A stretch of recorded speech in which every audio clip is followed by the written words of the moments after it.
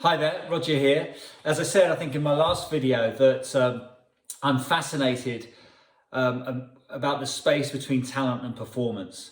The whole mindset piece, the behavior piece, that was the thing I learned most as an athlete, that talent wasn't enough.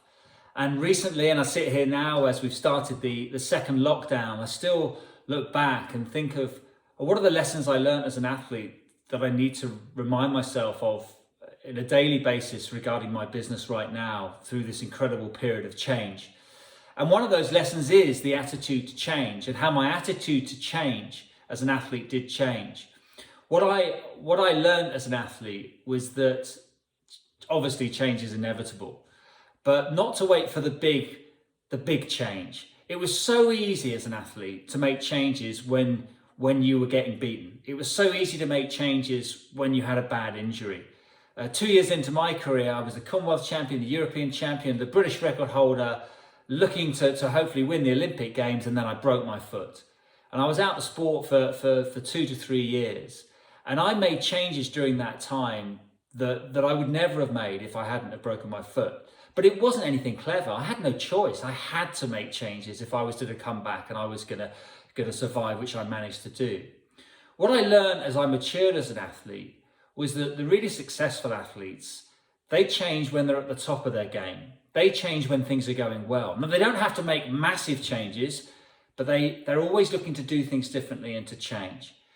And the reason for that is that in sport, if you think you found a winning formula, then you're probably about to get beaten. And I do think it's the same in business. We're going through a time now where, certainly for me and my businesses, I have to do things differently, I have to think differently, and I've had to make changes. The important thing for me is that when we come out of this, am I going to just ride the wave, or am I going to keep making changes? And I certainly intend to, because as an athlete, I could never be complacent, and in the business world, I don't think you can as well.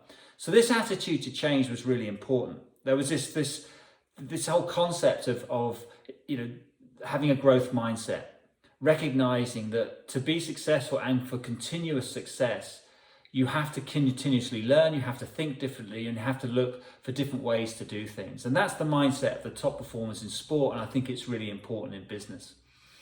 I don't know about you, but so many people sort of come out with phrases, and have done during the whole COVID experience. And one of the things that a lot of people say, or you hear, is that what's good about this is that we're all in the same boat. We're all going through the same thing. I don't think we are in the same boat. I think we're actually all in the same storm, but I think we sit in different boats. And I think some businesses have thrived during this period, and some have really, really suffered.